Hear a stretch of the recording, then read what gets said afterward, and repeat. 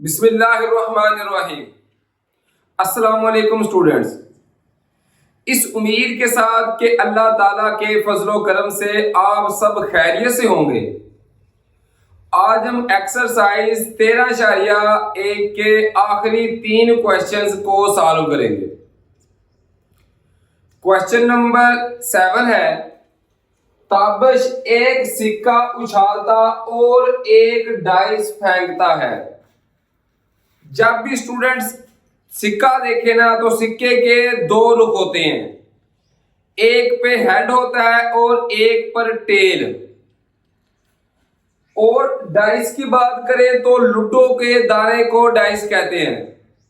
उसकी 6 साइडें होती हैं, एक साइड पे एक डार्ट होता है, दूसरी साइड पे 2, फिर 3, 4, 5 और 6। एहतिमाल क्या होगा हमने मालूम करना है। वो करता क्या है, ताबिश के सिक्का और डाइस लूडो के दाने को इकट्ठा उछालता है। सबसे पहले हम लिखेंगे कि चांसेस क्या हो सकते हैं। पिछले क्वेश्चंस में भी सबसे पहले हम लिखते हैं चांसेस। चांसेस क्या हो सकता है, सिक्का उछाले उस पर हेड आए और लूडो के दाने पर 1 आ जाए। हो सकता है इस पर हेड आए, दाने पे 2 आ जाए।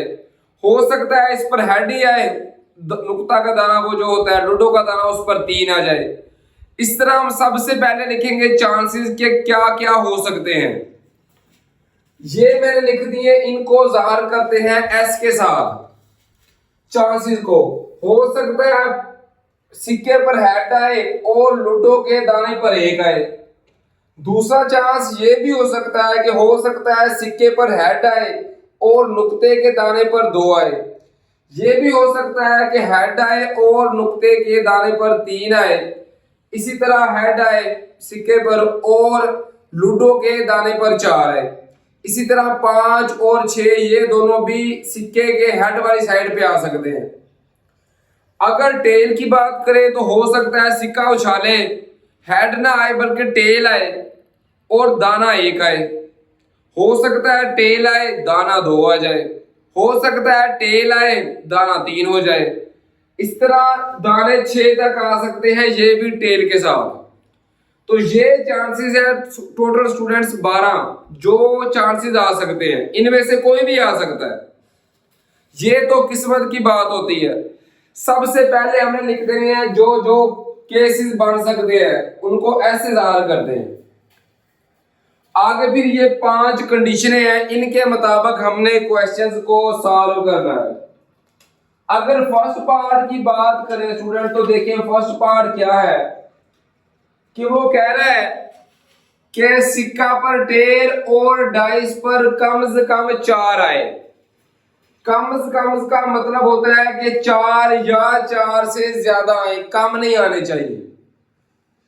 अब टेल कहां पे, ये टेल कम से कम 3 आए और 4 आए या 4 से ज्यादा तो बनते हैं। एक ये बन सकता है, दूसरा ये और तीसरा ये। दोनों कंडीशनें पूरी करनी है, टेल भी और कम से कम 4 भी। तो सबसे पहले हम लिखेंगे एनएस। एनएस ये होता है नंबर ऑफ, एस का मतलब होता है जितने केसेस बन सकते हैं। ये थे 12, तो एनएस की वैल्यू आ जाएगी 12, जो हर एक केस के लिए सेम यही रहेगी। फार्मूला जो इस्तेमाल होगा वो होगा, हम पिछले क्वेश्चंस में भी कर चुके हैं, एन ए बटा एन एस। एन एस की वैल्यू तो यही आएगी 12। अब एन ए क्या है, जितने ये आ रहे हैं केस पे आ रहे हैं, तो देखिए सिक्का पर टेल और डाइस पर कम से कम 4 हो तो ये 1, 2 और 3 बन रहे हैं। इसका मतलब है कि एन ए की वैल्यू हमारे पास आ सकती है 3। अब लगाएंगे फार्मूला, एन ए की वैल्यू 3, एन एस की वैल्यू तो हमें पता है कि हर एक में यही रहेगी, कितनी है 12। तो फार्मूला लगेगा एन ए बटा एन एस वाला। यहां से देखिए एन ए की वैल्यू कितनी है 3, एन एस की कितनी है 12। दोनों 3 पर कैंसिल हो सकते हैं, 3 एकम 3, 3 4 12। तो स्टूडेंट्स इसका आंसर आ सकता है 1/4। ये हमारे पास क्वेश्चन नंबर 7 के फर्स्ट पार्ट का आंसर आ गया। अब बात करते हैं सेकंड पार्ट की। सेकंड पार्ट में है सिक्का पर हेड और डाइस पर हिस्से 2 और 3 आए। अब देखिए सिक्का पर हेड, तो अब दूसरे क्वेश्चन की तरफ जा रहे हैं, तो इनको मिटा के उनको मार्क करेंगे जो दूसरे पे हैं। एन एस की वैल्यू तो इसमें भी वही रहेगी, एन एस की 12। एन ए की वैल्यू ढूंढ रही है, वो कितनी आएगी। तो सिक्का पर हेड है, ये सारे हेड वाले हैं, और डाइस पर हिस्से 2 और 3 आए, तो ये हेड 2 और ये हेड 3 आ रहे हैं। तो ये स्टूडेंट हिस्से कितने आ रहे हैं, ये आ रहे हैं 2। तो एन ए की वैल्यू आएगी 2। अब वही फार्मूला, हम डायरेक्ट फार्मूला लिखना जरूरी नहीं है, आप डायरेक्ट वैल्यू भी लिख सकते हैं। एन ए की वैल्यू कितनी आएगी 2, एन एस की आएगी 12। दोनों 2 पर कैंसिल हो सकते हैं, 2 एकम 2, 2 6 12। तो इसका आंसर स्टूडेंट्स आएगा 1/6। ये आंसर आ गया हमारे सेकंड पार्ट का। अब थर्ड पार्ट की बात करें तो इसमें भी देखें एन एस की वैल्यू तो वही रहेगी ना 12। इसमें भी देखेंगे कि एन ए की वैल्यू क्या आ सकती है। सिक्का पर हेड और टेल आए और डाइस पर हिस्सा 6 आए। अब सिक्के पर हेड और टेल, एक बार हेड की तरफ जाएंगे और एक बार टेल की तरफ, हिस्सा क्या आना चाहिए 6। तो ये देखिए, ये पहले मिटा दें, एक ये आएगा कि हेड भी आ रहा है साथ हिस्सा 6 भी, और एक ये आएगा कि टेल आ रहा है और हिस्सा 6। दोनों कंडीशनें पूरी करनी है, हेड भी और टेल भी और साथ हिस्सा 6 भी। एक बार हेड पे 6 आएगा, एक बार टेल पे 6 आएगा, तो क्या वैल्यू आ जाएगी, ये आ जाएगी 2। उसी तरीके के फार्मूले के साथ कि एन ए बटा एन एस,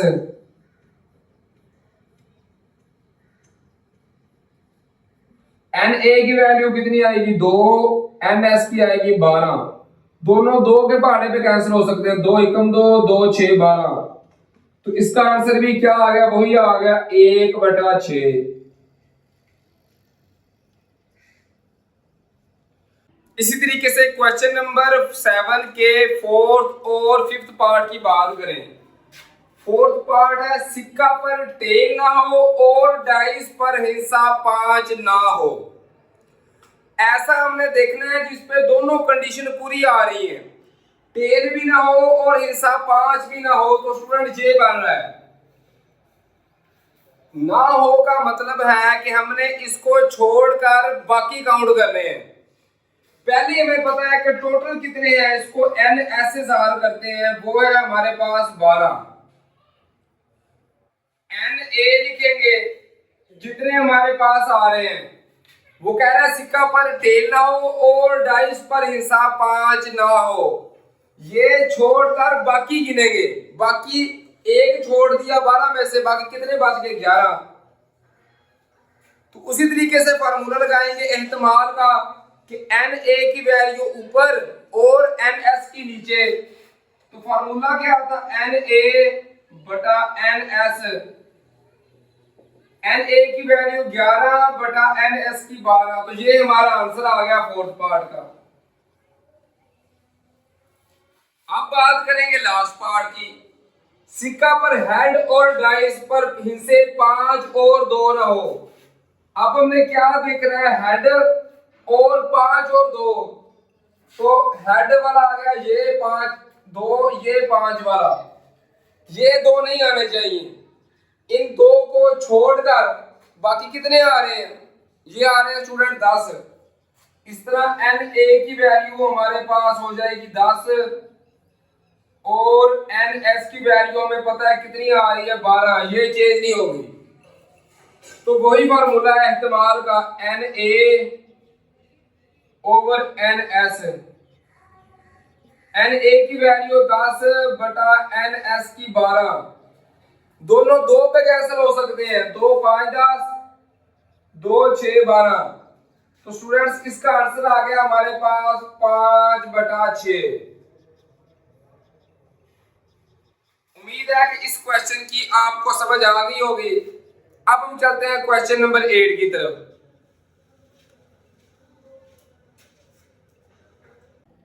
इसी तरीके से सवाल नंबर 8 है, अच्छी तरह मिलाएंगे ताश के 52 पत्तों में से एक मुंतखब किया गया। एहतमाल क्या होगा अगर मुंतखब शुदा पत्ता फर्स्ट पार्ट है मलका हो और सेकंड पार्ट है ना मलका और ना गुलाम हो। आप में से अक्सर बंदे या कुछ स्टूडेंट्स ने तो ताश अपनी लाइफ में कम से कम खेली होगी। सबको पता होगा कि ताश के 52 पत्ते होते हैं, जिनमें 4 मलका 4 ही गुलाम होते हैं। तो सबसे पहले लिखेंगे टोटल मिकदार। तो टोटल मिकदार कितनी है, 52। उसको NS से ज़ाहिर करते हैं। तो स्टूडेंट हमारे पास NS की वैल्यू आएगी 52। आप लिखेंगे NA की वैल्यू। NA का मतलब है, फर्स्ट पार्ट की बात करें तो मलका हो। तो स्टूडेंट कितनी मलका होते हैं, 4। 52 पत्तों में से 4 हमारे पास मलका और बाकी 48 जो है वो दूसरे टाइप के पत्ते होते हैं। तो मलका कितनी होगी, 4। अब एहतमाल मालूम करने का वही फार्मूला एहतमाल, जिसको इंग्लिश में प्रोबेबिलिटी कहते हैं, NA/NS।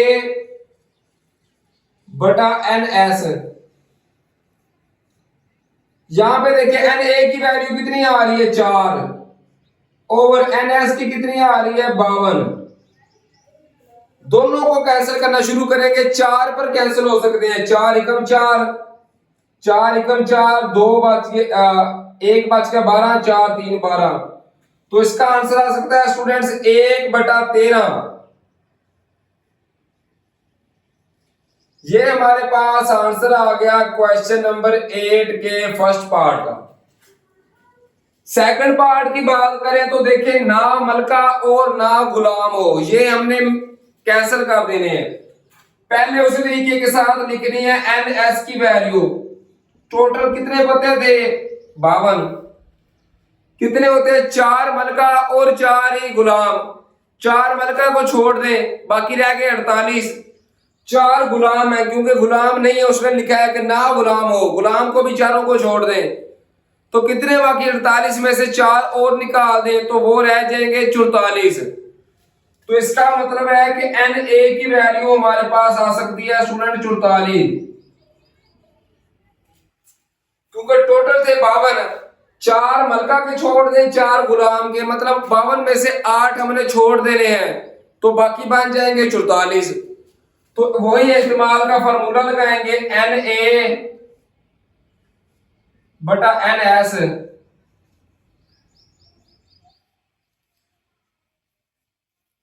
तो देखिए NA की वैल्यू कितनी आ रही है, 44। NS की कितनी है, 52। अगर कहता है इस्तेमाल हो तो फिर हमने वो लिख देने, जैसे मलका हो तो 4 लिख दिया। अगर कह रहा है मलका ना हो तो 52 में से हम वो माइनस कर देंगे, बस सिंपल सी बात है। 44 और 52 है तो दोनों ये 4 के पहाड़े पे कैंसिल हो सकते हैं। 4 एकम 4, 4 एकम 4, तो 4 13 52। तो इसका आंसर स्टूडेंट आ जाएगा 11/13। ये हमारा आंसर आ गया क्वेश्चन नंबर 8 के सेकंड पार्ट का। उम्मीद है कि क्वेश्चन नंबर 8 भी आपको इजीली समझ आ गया होगा। अब चलते हैं इस एक्सरसाइज के लास्ट क्वेश्चन, क्वेश्चन नंबर 9 की तरफ। इसी तरीके से अगर बात करें क्वेश्चन नंबर 9 की, तो वो है ताश के 52 पत्तों में से एक पत्ता मुंतखब किया गया। एहतमाल क्या होगा अगर मुंतखब शुदा पत्ता, फर्स्ट पार्ट है स्टूडेंट गुलाम हो, तो उसी तरीके के साथ सबसे पहले देखेंगे कि टोटल पत्ते कितने हैं। टोटल स्टूडेंट है 52, तो वो हमारे पास NS की वैल्यू आएगी। अब देखेंगे NA की वैल्यू। गुलाम हो 52 पत्तों में से गुलाम स्टूडेंट टोटल होते हैं 4, तो गुलाम हो इसका मतलब है गुलाम पत्ते बताएं कितने, वो होते हैं 4, तो NA की वैल्यू आ जाएगी 4। अब उसी तरह एहतिमाल का फार्मूला लगाएंगे, NA डिवाइड बाय NS, यहां पे वैल्यूज को पुट कर देंगे, तो NA की वैल्यू कितनी है 4, NS की 52, दोनों 4 के पहाड़े पे कैसे हो सकते हैं, 4 एकम 4, 4 13 52, तो इसका आंसर आएगा 1/13। ये हमारे पास आंसर आ जाएगा स्टूडेंट क्वेश्चन नंबर 9 के फर्स्ट पार्ट का। सेकंड पार्ट की बात करें तो वो है ईंट ना हो। तो स्टूडेंट हमें पता है टोटल पत्ते होते हैं 52, तो NS की वैल्यू आ जाएगी 52।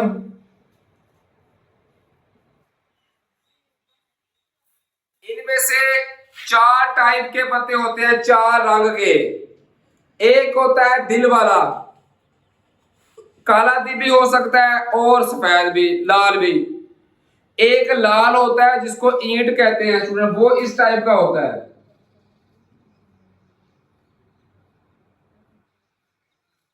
इसको कहते हैं ईंट। अगर आप गौर करें ताश के 52 पत्तों में से, तो वो 4 टाइप के होते हैं, ईंट के 13 पत्ते होते हैं। इसका मतलब है कि NA की वैल्यू हमारे पास आ सकती है, उसने कहा है ईंट ना हो, ईंट के पत्ते होते हैं 13। अब 52 में से 13 माइनस कर देंगे तो वो बचेगा 39। अगर कहता कि ईंट हो तो फिर हमारा आंसर आना था 13। वो कह रहा है ईंट ना हो, कि ईंट के पत्तों को छोड़कर, ईंट के पत्ते होते हैं 13, 52 में से 13 निकाल देंगे, उनको छोड़ देंगे तो बाकी बचते हैं 39। तो इसका मतलब है कि यहाँ पे NA की वैल्यू हमारे पास आएगी 39। वही एहतिमाल वाला फार्मूला, NA बटा NS। तो NA की वैल्यू कितनी आ रही है 39, NS की आ रही है 52। अब दोनों स्टूडेंट ये 13 के पहाड़े पे कैंसिल हो सकते हैं, तो 13 एकम 13 3 39, 13 4 52, तो इसका आंसर आएगा 3/4। ये आंसर आ गया क्वेश्चन नंबर 9 के लास्ट पार्ट का। उम्मीद है स्टूडेंट कि ये क्वेश्चन भी आपको इजीली समझ में आ गए होंगे।